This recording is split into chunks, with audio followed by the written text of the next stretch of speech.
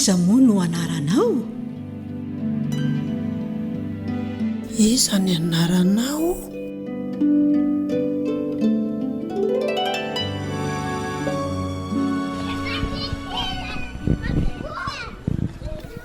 Andao aingana ary mahery sobota ody fefa tena naona mafy mihitsy zao zany a. Ka efa mandeha angesiko zao e. Ndry angatso ninana vary tamin'ny maraina. Nenareo koa efa hoe naonao fotsiny afatry. Tsiko, tandrema sao ilozandrira riva. Andraso fa alaiko ao aminareo ao ndreritsika. Ino a? Tandreso tara fotsy ho fatry tiako mihitsy le miditra tarany ampianarana. Zay fa veloa mahery sobota. Velomitsika, rehefa avy eo a. Ino a?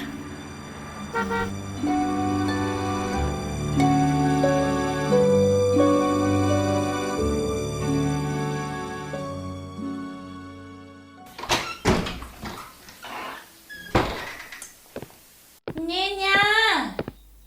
Nenyo! Neny! Aty ahy e! Aizy neny! Andray ato ihany ary tsika. Fa ho aiza ary neny araka ny mba heritreritra ao. Neny ve? Karakara sakafo tsika? Sa andraitra sa... fa zao neny a. Hoe ahoany? Neny a. Inona tokoa ny tena mamaika anao e? Andao toizana izay le resakitsika sy neny omaly iny e.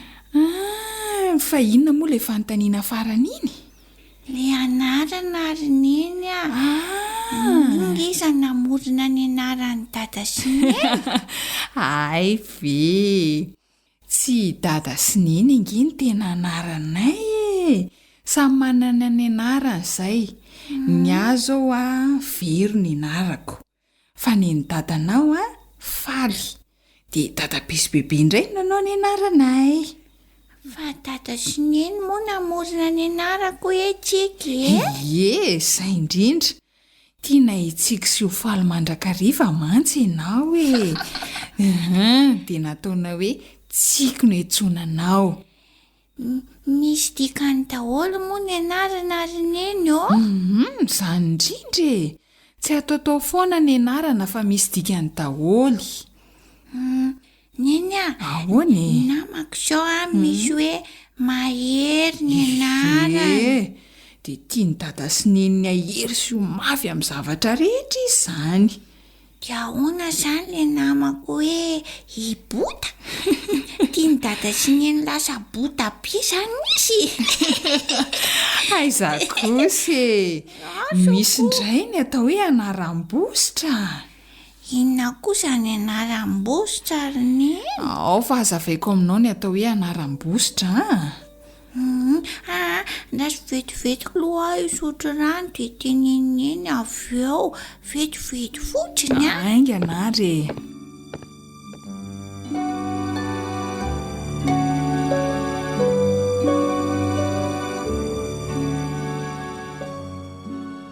Ahoana izay le izy teo ry neny?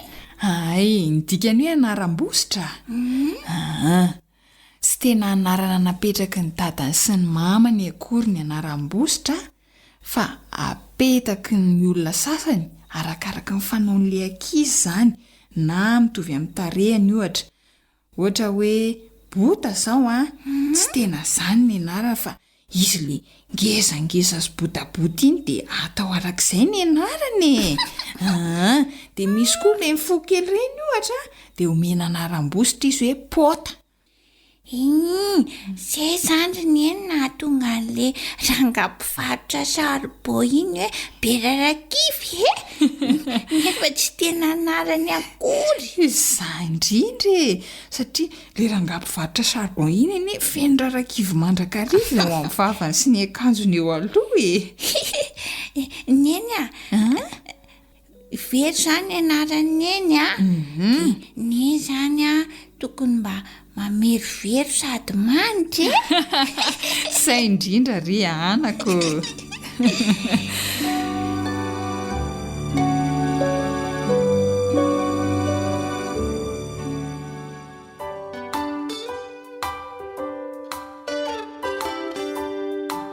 les enfants, est-ce que vous saviez que Jésus vous aime? Mais oui, il vous aime tous. Chantez-le avec moi. Jésus aime tous les enfants de la terre. Filles, garçons, petits ou grands, il les aime également. Jésus aime tous les enfants de la terre. Il prend soin aussi de vous. Jésus prend soin des enfants, tous les enfants de la terre. Filles, garçons, petits ou grands, il les aime également. Jésus prend soin des enfants de la terre. Oh, oh, oh. Mais il nous a sauvés aussi. Chantez-le avec moi. On y va? Tu viens? On va le chanter ensemble. Jésus nous a sauvés. Jésus a sauvé les enfants, tous les enfants de la terre. Filles, garçons, petits ou grands, il les aime également. Jésus a sauvé les enfants de la terre. Jésus a sauvé les enfants de la terre. Jésus a sauvé les enfants de la terre. Oh, oh, oh. C'est toi, c'est toi. Et toi? Et toi là-bas? Oh, regarde là-bas. Oh, c'est moi aussi. Oh, oh, oh. Merci Jésus. Oh, comme tu nous aimes. Coucou ny aventure rehetra, miarahaba chef tany Perruche. Miaraba ny chef tany Alouette, miaraba ny aventure rehetra sy ny mpanaraka antsika amin'izao fotoana izao. Tianay nitondra fanentanana ho antsika mahakasika ny daty manokana ankalazana ny andron'ny mpisantatra hoe mifaly izay mpisantatra ny alahady fa 7 jona ho avy izao. Dia te anontany chef tany Perruche hoe ohatrohatry ny ahoana ny fizotra ny programa amin'io fotoana io? Ie, fotoana miavaka izy io, ataontsika hoe mbola tsy tena nisy ohatr'izay hatramin'izay. Dia alahady 7 jona efa nitenen'ny chef tany teo, dia amin'ny 10 manomboka izany ny programantsika ao ka hatramin'ny 3 tolakandro. Dia ny endrikendriky ny programa moa izany tomboka amin'ny fanompoam-pivavahana foana. Foy izany izy io, dia avy eo misy an'ireo stand na kilalao izay natokana ho amin'ny mpisantatra izay mihoatra ny 20 andraisan'izy ireo anjara sy ny fanentanana isan-karazany. Mba afaka amena santionany kely ve amin'izany stand 20 izany hoe inona no mety kilalao hitao mba amena santionany kely? Ameko santionany izany ny mpisantatra. Hitantsika ao ohatra ny famonoana labozia amin'ny alalan'ny tifitra basy rano. Izany hoe misy rano izany efa omenanao fatrana rano moa izany vao fetra ilay izy, dia izahanao no mamono labozia ohatra ao anatiny izay mandritra an'ilay mandrapatapitry ny rano iny izany. Dia izay rehefa mahavita an'ilay tanjona ianao dia mahazo fanomezana mazava ho azy. Ankoatran'izay hitantsika eo ihany koa ny fifananana ohatra hoe manjono. Dia hitantsika ao mahita hoe manjono izany tsika ao anatin'io fahaizana manjono. Misy dobo kely izany ao. Misy dobo kely hitantsika izany ao, dia karazany fotsiny moa izay fa be dia be izay ilay teneniko hoe mihoatra ny 20 nisan'izy ireo izany. Tena azo aiza moa izany io toerana io? Ay, ny toerana izany dia tsy izoviana amintsika intsony amin'ny gradin 3 Soamanandrarina. Ie. Iova endrika mihitsy izany gradin 3 amin'ny fotoana io. Iova endrika ny gradin 3 amin'ny fotoana io, mbola vato lampy mampiray ihany izy satria ampiray ny mpisantatra rehetra amin'ny FMC izany amin'ny fotoana io. Dia ny fanontaniana manaraka hoe iza daholo no asaina? Mpisantatra ihany ve sa ny ankoatra mpisantatra afaka mandeha ihany koa manatrika? Afaka mandeha mihitsy ny rehetrarehetra. Dia tsy ny mpikambana ao anatin'ny kluba mpisantatra fa raha misy ny intéressé ozy tsika ireo liana izany ka ao anatin'ilay sokajy taona 4 ka hatramin'ny 7 taona izay tena entanina mihitsy ny isam-piangonana hitondra an'ireo ankizy ireo. Satria mazana ohatrany hoe rehefa fampianarana soratra masina foana tsika no manasa anazy, nefa tsika koa mba misy fotoana hifaliana ohatran'izay dia ararotina izany izay fotoana izay mba hanasana azy ireo ihany koa mba handray anjara amin'ny hetsika ohatran'izay dia tokony hoe manao ezaka mihitsy ny isam-piangonana zany mba mitondra azy ireo anatrika. Dia ankoatran'ireo ankizy zany ao anatin'ny sokajy 4 ka hatramin'ny 7 taona dia ny ray aman-dreny aloha mazava ho azy sy ireo zoky zany izay tsy maintsy mitondra an'ireo mpisantatra ao any amin'ilay toerana. Dia raha misy ihany koa ireo zoky mpisava lalana afaka manatrika ny fanentanana rehetra izay atao ao fa ny kilalao ilay nitenentsika teo hoe ny eny amin'ny taona zany aloha dia tena natokana mihitsy ho an'ny 4 ka hatramin'ny 7 taona. Resaka fanentanana cheftaine teo, azo fantarina ve hoe iza daholo ny mpanentana amin'io fotoana io? Ie, ny naman'ny ankizy ihany e, dia tsy iza moa zany fa i pompona dia ny cheftaine fitsaharana ho avy eo zany izy ireo hanao ny fanentanana amin'io lahady io. Mety misy sakafo ve amin'io fotoana io sa hoe ahoana ny fipetrany satria fotoana lavalava ihany raha ohatra hoe amin'ny 10 ka hatramin'ny 4 izy iny teo. Ie, misy ihany koa zany ireo mpiara-miasa amintsika izay hivarotra zany hoe misy toerana manokana izay natokana hivarotana zany zao ao afaka hanjifantsika ny sakafo maivamaivana izay tiantsika ho vidiana. Manao anandray ary ny fanamiana tokony hanaovana amin'io? Tenue correcte ve, sokajy avy sa be sa afaka hanaovana daholo? Ilay izy moa zany amin'ny mahetsiky ny mpisantatra anazy dia ireo rehetra ao anatin'ny club mpisantatra zany aloha dia manao fanamiana daholo. Fa ny fanamiana hanaovantsika kosa dia ny sokajy be, izany hoe ny fanamiana natokana ho an'ny hetsika na ny tenue d'activité zany. Raha ohatra tsy manana antsika n'ilay polo any aventure iny afaka manao t-shirt fotsy zany dia nefa raha tsy manana tenue d'activité koa tsika dia afaka manao an'ilay tenue classe A ihany. Manao folara zany tsika mazava ho azy. Ho an'ny mahita ny sary moa zany ny tokantrano any dia hitantsika ato aoriananay cheftaine Alouette ny photobooth zany ho hitantsika ao amin'ny gradin izy io dia izay indrindra no mampatsara endrika kokoa zany raha haka sary miaraka amintsika ilay manao fanamiana dia mba tsara endrika kokoa zany tsika amin'izay fotoana izay. Dia isy ihany koa ny fiarahana maka sary izy drone ihany koa zany amin'ny fotoana io dia hita hoe tsara kokoa ny endrika rehefa mitovy zany ny fanamiana anaovana. Dia izay ilay hanentanana antsika hoe manao folara, anaovana zany ny folara na tsika manao tenue fanamiana sokajy A na tsika manao fanamiana sokajy B dia ilay folara moa zany eny foana. Tena efa tsy androko re ilay fotoana cheftaine, marina e. Asa iza daholo zany no asaina moa zany averintsika kely hoe ny mpisantatra Dada ray sy amin-dreny, neny. zoky afaka tonga daholo. Dia any zany ny fotoanantsika e. Antsika miaona. Antsika miaona. Ho hitako any se amin'io.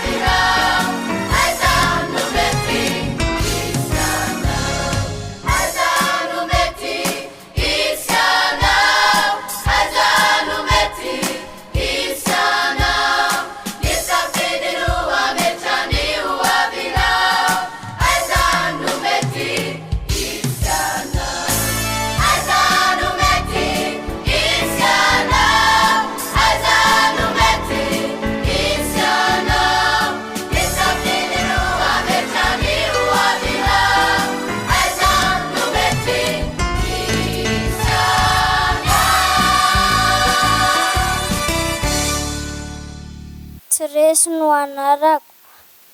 Tanàna manampy amin'ny kilasy mpandrosoana ianarako. Tantara anankiray no entiko aminareo rakizy. Tantaran'i Paoly. Saoly ny anarany tamin'ny voalohany. Nanenjika amin'ny mpanaradian'i Jesosy izy ka nisehoan'i Jesosy ka lasa jamba. Nirahan'i Jesosy tany amin'ny mpanompon'Andriamanitra anankiray izy. Ananiasy no anarany. Ka izy no nampahiratra azy tao Damaskosy. Ka niova fo dia natao badisy Saoly. Dia avy eo nova Paoly no anarany. Nanoratra boky 13 amin'ny testamenta vaovao izy.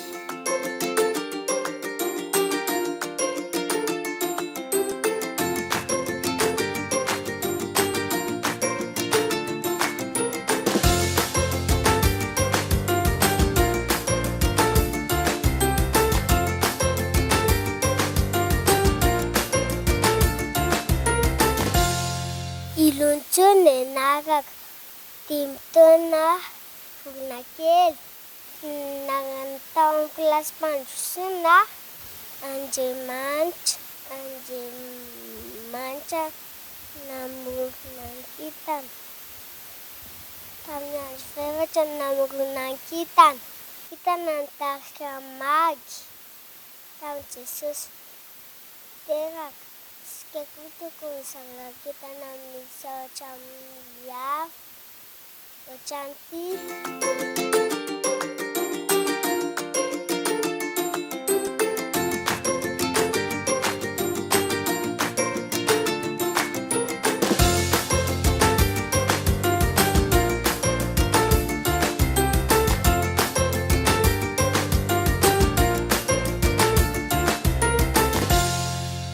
Marina enarako 7 taona Tanamasoandro. Nenarako tao amin'ny kilasy mpandrosoana. Fa efa manana ny toetra tsara, mamirapiratra toy ny Tanamasoandro. Mankatoa, madio am-po, marina, mateo-tia, malala fomba, malina, tia manampy, faly mandrakarivo, miay, mahay manaja. Adventist youths are we from every land and sea. Together we pray and wake and pray in happy harmony. We have the faith to share with others every way. A message of love from God above to show the world we came. Adventist youth, Adventist youth, Adventist youth. There's a sweet, sweet spirit in this place, and I know that it's the Spirit of the Lord. There are sweet expressions on each face, and I know you feel the presence of the Lord.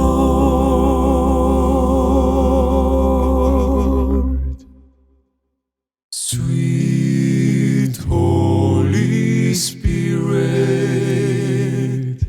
sweet heavenly dove, stay right here with us.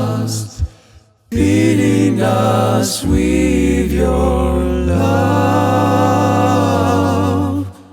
and for these blessings we lift our hearts in praise.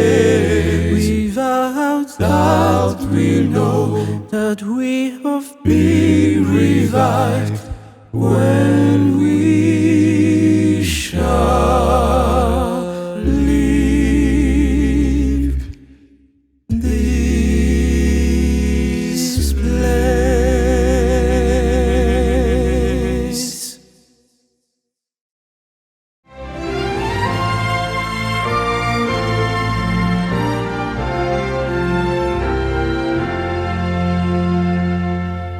Feno fifaliana ny folo ny fitantanan'Andriamanitra ny fiainantsika dia afaka miona finaritra indray atao anatin'izao fandaharana izao. Efa ho herinandro maromaro zao no nijerentsika n'ilay lohahevitra mampieritreritra manao hoe ny fihevian'i Jesosy tena isy marina ve. Ny rahantsika namakafaka tamin'ny pasteur André Baratina Fanera ary tonga eo amin'ny famaranana n'izany lohahevitra izany sika androany.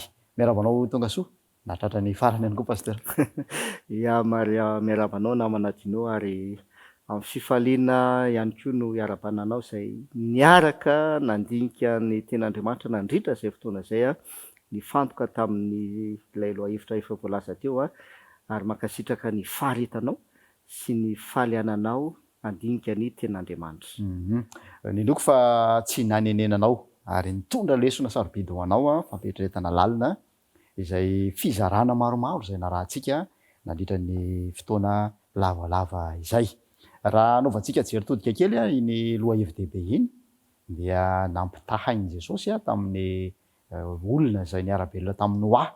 Isika amin'izao andro farany izao nampitahaina teo hoe manahoana ny toem-piainana, nanahoana ny fanoavantsika n'ilay antso izay alefa manoloana ny fitsarana satria manana endrika fitsarana zany ireny toe-zavatra zany tranga tao anatin'ny tantara ireny. Dia hitantsika fa nisy tamin'ireo olona izay nantsoina ho amin'izany famonjena izany no nanamafo nanda ary dia fantatsika ny toy ny tantara. Ringanareo mpiarabelona tamin'ny Noa rehefa tonga ny safodrano. Ny anarantsika teto ihany koa ny fanoharana mikasika ny fampakaram-badiny zanaky ny mpanjaka. Ary nalahatra tamin'ireo nasaina sika tamin'izay fotoana izay, nasaina ho amin'ilay fampakaram-bady. Dia toy ny mahazatra tahaka ny fanasana rehetra isaky ny vanim-potoana, dia misy ihany koa izay endrika fandavana izay. Dia nisy ny toy ny fitsarana ihany koa no ny faranan'izany. Ary tamin'ireo nasaina aza dia nisy ihany koa ny tsy nahafeno ny fepetrany ny nasaina. Dia fantatsika ihany koa ny nanjo ilay lehilahy izay nitondra akanjo ny fanohitra amin'ny akanjo nanaovan'ny nasaina. Ary namaram-pananantsika ny famelabelana ity pasteur dia ny amin'ireo virgine 10 izay nisy lesona sarobidiny tsoahana ihany koa tao anatin'izany ny resahana ny amin'ny hoe na dia eo aza ny fanala dia tokony rehitra izany ary ahafahana mampirehitra n'ilay fanala dia misy ny solika. Zay raha atao jeritodika vetivety reo lohahevitra izay efa jerentsika teto nandritra n'izay herinandro maromaro izay. Androantsika tonga eo amin'ny teboka maranana nyity lohahevitra manandanja ity. Inona moa zany ny tena andrasantsika, tena tadiavin'Andriamanitra amin'ny mpanaraka ny fandarana pasteur? Inary efa voalazanao teo zany le dingana izay nataontsika tamin'ny fandiniana an'ilay lohahevitra izay noraisitsika reo toe-javatra anankitelo voalazan'ny ten'Andriamanitra fa anoharana ny fiavian'i Jesosy. Voalohany tahaka ny tamin'ny andro Noa, faharoa tahaka ny fanasana fampakaram-bady ary ny fahatelo ny fanjakalanitra dia tahaka ny virgine 10 izay nivoaka mba hitsena ny mpakatra. Ohatran'izay zany le dingana izay nataontsika. Tsy velona amin'ny fandiniana an'ilay lohahevitra intsontsika satria mamarana azy zany tsika zao ankehitriny zao fa andao fitiantsika sy ho valitsika le fantaniana hoe ny fiavian'i Jesosy tena isy marina ve. Dia amaky toko sy andiny iray tsika izay tena hoe toko sy andiny fototra lehibe sady mamaly ihany koa an'izay fantaniana izay eo amin'ny petera faharoa toko fahatelo ny andin'ny fasivy a no handeo vakitsika. Petera faharoa toko fahatelo a de ny andininy fahasivy. Zao no vaky ny teny. Petera faharoa toko fahatelo ka ny andininy fahasivy. Ny tompo tsy mahela ny teny fikasany araka izay ataon'ny sasany ho fahelany, fa maharo-po aminareo izy ka tsy tia nisy ho very fa mba ho tonga amin'ny fibebahana izy rehetra. Io zany namanatinao no mamitina azy. Le hoe ny fiavian'i Jesosy tena isy marina ve? Satria misy zany a mety mieritreritra hoe tsisy le fiavian'i Jesosy. Inona aloha zany efa mazava tsara ny voalazan'ny ten'Andriamanitra fa isy le fiavian'i Jesosy, fa lay fiheverana anankiray indray de le hoe manaiky sy mino fa misy le fiavian'i Jesosy fa ela be le izy. Efa elany no nitoriana sy nilazana hoe ho avy Jesosy, ho avy Jesosy, hatramin'izao efa 2024 tsika mbola tsy tonga Jesosy, fa ahoana ihany? Tena isy ve le fiavian'i Jesosy? Anala izy a, tena isy ve le fiavian'i Jesosy? Tsy hoe tsy mino fiavian'i Jesosy izy, fa misalasala, eo zany izy misalasala ny amin'ny fiavian'i Jesosy. De ny valiny io le vakitsika teo. De hozy izy, ny tompo tsy mahela ny teny fikasany araka ny izay ataon'ny sasany ho fahelany. Ake zany a efa voalaza ten'Andriamanitra fa misy olona sasany zay mihevitra hoe ela le teny fikasana. Zay io a. Misy sasany zay mihevitra hoe ho ela le teny fikasana, hoe mbola ho ela zany fiavian'i Jesosy zany, efa ela no nandrenesany zany kanefa tsy mbola tonga hatramin'izao hoe aiza ihany. De lasa tafalatsaka amin'le fiheverana fisalasalana sisy. Kanefa ny ten'Andriamanitra, ny tompo Jesosy tsy mahela ny teny fikasana. Fa misy antony kay ao, de le antony voalazany eo amin'le toyiny.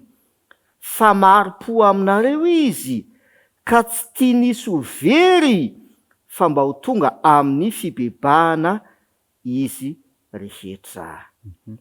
Zay zany ny ravana malala hoe ny fiavian'i Jesosy tena isy marina ve? Ny tompo tsy mahela ny teny fikasana. Tena mazava le teny, tsy mahela n'le teny fikasana Jesosy. Le voalazany ao amin'ny Jaona toko 7:10, iny koa vakitsika 1:1-3 hoe aza malahelo ny fonareo mino an'Andriamanitra ary mino aiko io ao an-trano raiky misy fitoerana maro, raha zany de falaza taminareo fa andeha anamboatra fitoerana ho anareo. Ary andeha anamboatra fitoerana ho anareo Jesosy, de ho avy indray ka ndray anareo ho any amiko ka izay toerako no hitoerana. Teny fikasana. Asan'ny apôstôly toko voalohany ihany koa milaza an'izany, ny 2:2. Teny fikasana anko zay ny omeny Jesosy tamin'ireo mpianany hoe ry lehilahy Galiliana, nahoana ny variana mijana eto mijery lanitra ianareo? Iny Jesosy nampiakarina niala taminareo any an-danitra iny dia ho avy indray tahaka ny nahitanareo azy niakatra ho any an-danitra. Teny fikasana. Ankoatran'izay mbola misy maro be ny teny fikasana. De hozy izy le Petera faharoa toko fahatelo ady fasivy. Ny tompo tsy mahela ny teny fikasana. Fa misy antony kay ao mahatonga Jesosy ohatrany hoe miandry na hoe ohatrany hoe mbola ela. Misy antony. De hozy izy hoe fa maharo-po aminareo izy ka tsy tia nisy ho very fa mba ho tonga amin'ny fibebahana. Io koa zany aminatinao no amitianantsika azy. Hoe raha tena mino ianao fa ho avy misy le fiavian'i Jesosy, de fantaniana petraka aminao zany miaraka amin'izay de hoe efa tonga amin'ny fibebahana raha ve ianao zany zao e. Zay ny izy. Raha mino marina ianao fa misy ny fiavian'i Jesosy, de efa ho tonga amin'ny fibebahana ve zany ianao? Efa iainanao hoe zany le fibebahana? Satria tsy mahela ny teny fikasana Jesosy. Fa matoa izy mbola miandry, ataontsika zay le izy a, matoa izy hoe mbola miandry, de mbola tsy tonga amin'ny fibebahana ny olona. Ka tsy te anatanteraka nyseho tamin'ny andron'ny Noa. Azonao am'izay le situation. Tsy te anatanteraka ny zavatra nyseho tamin'ny andro Noa izy, zay nanome fepitaona tamin'ny olona tamin'ny andro Noa, fa inona zavatra nyseho?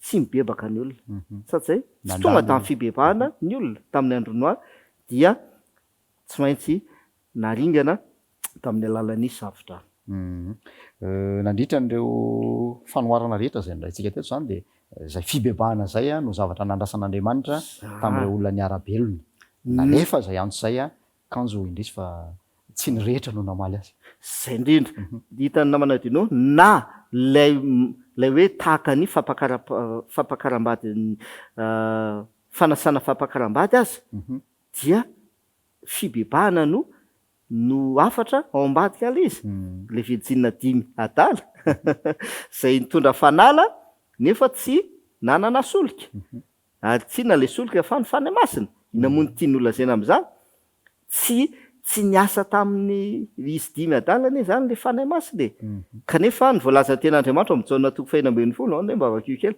jaona toko 1:10 de ny andehan'ny 9 de ao na mba voalaza ny ten'Andriamanitra jaona toko 1:10 de zao ny voalaza eo amin'ny 9 jaona 1:10 9 ary raha tonga izy de ampiaiky zao tontolo zao ny fahotana sy ny fahamarinana ary ny fitsarana zay le fanahy masina ny voalaza io zay tsy iza fa le solika ao de ozy izy raha tonga izy le fanahy masina zany de zavatra ataony ampiaiky zao tontolo zao ny fahotana voalohany indrindra ina moa ny dikan'izany fibebahana mampiaiky anao ny amin'ny fahotana izy ka mitariky anao ibebaka de zay le 5 adala le 5 adalany zany raha ny tena marina tsy tonga tamin'ny fibebahana kanefa mino fa ho avy mipapakatra kanefa niomana hitsena mpapakatra fa tsy tonga tamin'ny fibebahana izy azo naminadinao de zay le Petera 2 toko 7 ny 7